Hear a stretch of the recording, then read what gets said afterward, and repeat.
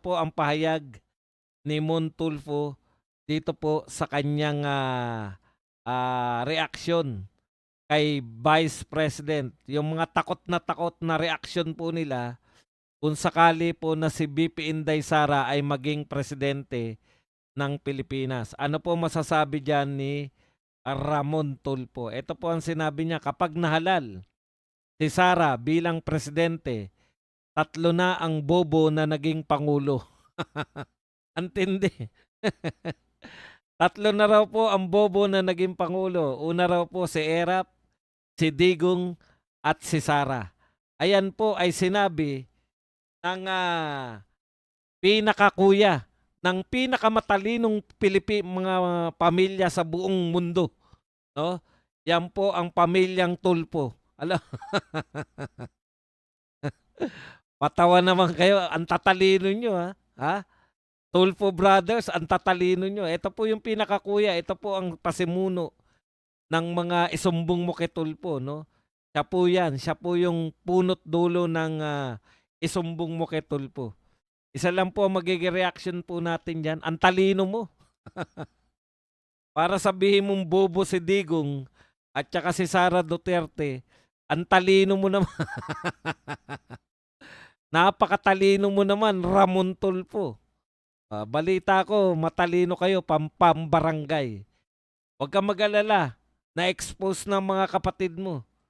Nakakala mo talaga ang tatalino yung mga Tulfo. Oo, matalino kayo. Magagaling po kayong mga Tulfo. Ha? Magagaling po kayong pambarangay. Yung mga kabit-kabit, yan yung mga hindi na nahuhulugan ng SS.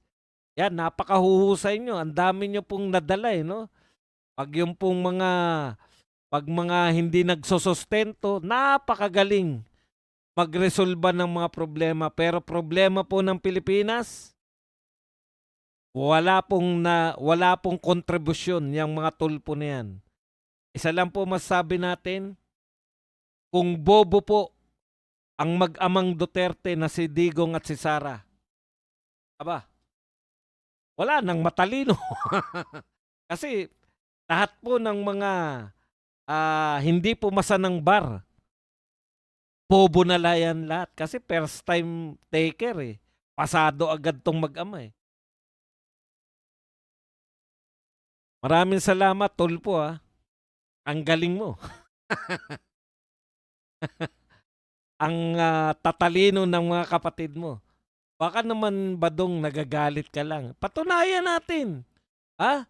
Tayo po hindi tayo nagsasalita dito nang walang patunay. Ito po. Bagong-bago, mainit na mainit pa po. Sinabi ng kanyang kapatid. Sabi po ni Erwin Tulfo ngayon, April 19. Ito po yung Erwin. How come? O kita mo? Wala pa lang, how come na kagad? Hindi po, biro lang. Okay.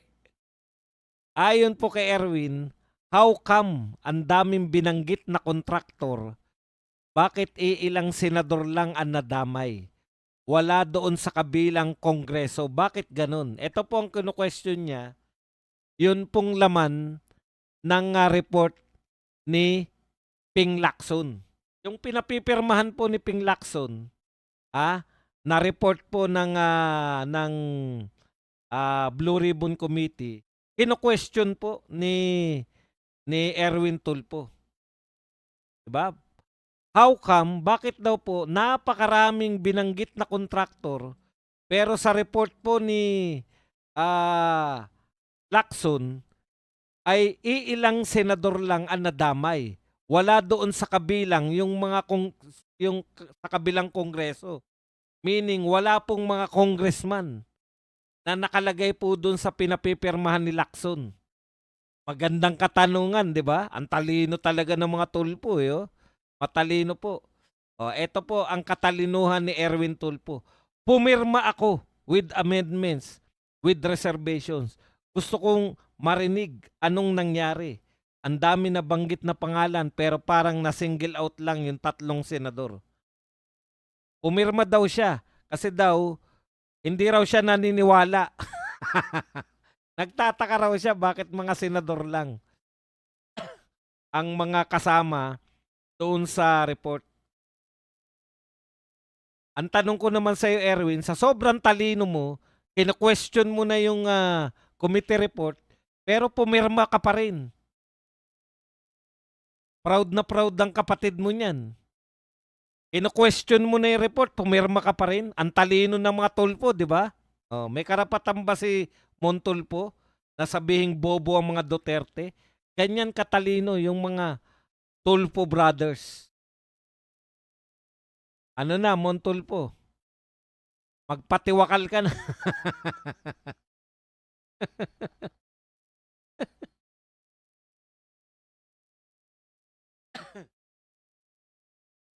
Bago po tayo tumungo sa main topic natin, pahapyawan pa natin, ito pa po isang napakatalinong abogado. Nagngangalang Anticler. Sabi niya, ano to? Aladigong rin ang mangyayari kay Baste? Pagiging mayor, magiging presidente? Ginugroom ba nila si Baste if ever something happens to BP Sara? Opo. Opo. Kahit anong mangyari, may iboboto pa rin kaming Duterte. Kaya hindi pa ninyo na papabagsak ang popularidad ni Sara Duterte. Hindi pa man ninyo na i-impeach si BP Sara Duterte. Meron na pong plan B ang mga Duterte. Ano man ang mangyari sa ate, may tatakbo pa rin pong Duterte. Kaya wala pong kalusot-lusot sa mamamayang Pilipino. Ang mga Duterte, iboboto pa rin at mananalo pa rin sa 2028 election yung mga Duterte. Kaya wag po kayong mag-alala. Duterte pa rin po ang magiging presidente pagdating ng 2028.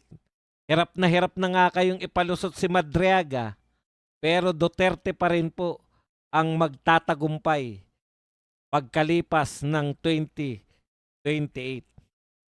Diba? So wala po yan lahat. Meanwhile, kulelat pa rin ang mga bataan ninyo. Lalong-lalo na si Risa Ontiveros at saka si Martin Romualdez.